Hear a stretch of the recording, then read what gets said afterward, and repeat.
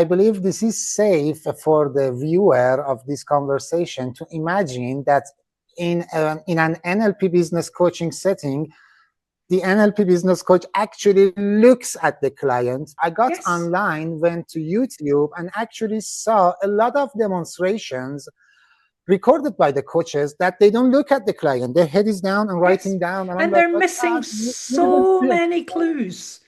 When you're coaching someone, you should be, there's nothing to write down.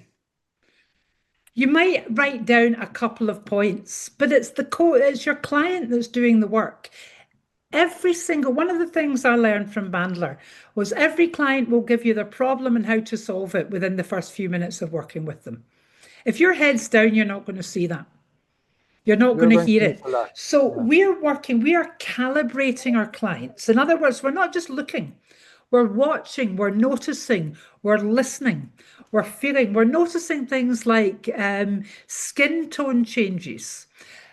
If you say something to a client and the client goes like that, you go, that's telling you they're maybe not comfortable, they're maybe not motivated towards doing that because the body's giving so many signals. Or if they suddenly go like that, you go, great, I've got them, they're really excited about this, they're motivated, they want to move into it. These are all the things that are happening. To read non-verbal signals, to calibrate much more that's going on with their client's mind. They're able to see how their client thinks. So an example of that is, I'll take my glasses off to do this. If you're coaching a client and your client's doing this, we know in NLP they are accessing pictures and visual. So you match that with visual words. If you're coaching your client starts doing this.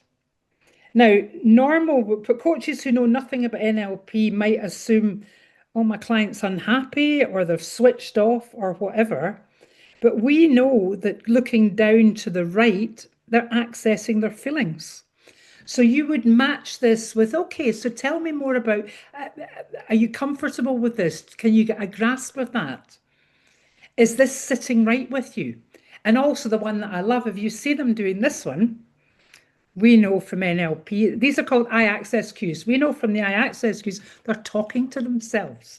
So as a coach, you can actually say, so what are you saying to yourself? And the number of times I have said that to a client, and they go, and they tell you what they're saying to themselves, and you can also see this look that says, God, that coach, Fiona's really getting me. It's picking up loads of stuff that is not taught in conventional coaching.